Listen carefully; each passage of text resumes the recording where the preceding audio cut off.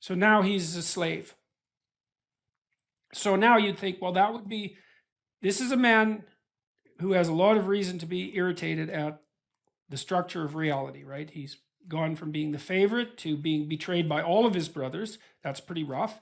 And then he's being transformed into a slave, and now he's being sold to work as a slave. So you'd think that would corrupt his character. Because, one of the things, I think this is the case anyways, I think people are always looking for an excuse to have their character corrupted. Because if your character is corrupted, then you get to lie, and you get to cheat, and you get to steal, and you get to betray, and you get to act resentfully, and you get to do nothing. And that's all easy. It's easier to lie than to tell the truth. It's easier to do nothing than to do something. So there's always part of you thinking, well, I need a justification for being useless and horrible, because that'd be a lot less work. And so then if something terrible comes along, you think, aha, that's just exactly the excuse that I was waiting for. And then out all that comes. Solzhenitsyn, when he was in the concentration camps in Russia, watching how people behaved, he said that there were people that were put in the camps who immediately became trustees or guards, and they were even more vicious than the people who had been hired as guards. And his idea was that they had collected all that, he called it foulness, if I remember correctly, around them in normal life.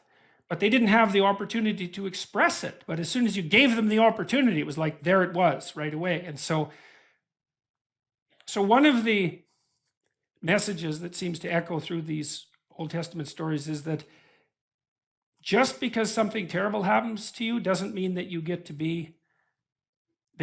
to wander off the path and make things worse.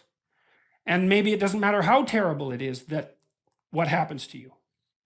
And that's a tough call, because you see people now and then in life who they've really got it rough, man. Like 50 bad things are happening to them at the same time. And you think, oh, it's no wonder. If you were bitter and resentful and hostile, it'd be like, yeah, no wonder. But then you meet people, and Solzhenitsyn again talked about this in the Gulag Archipelago. He said he met lots of people not lots. He met enough people to impress him in the concentration camp system who didn't allow their misfortunes to corrupt them. And that's something, man. Because maybe the only real misfortune is to become corrupted.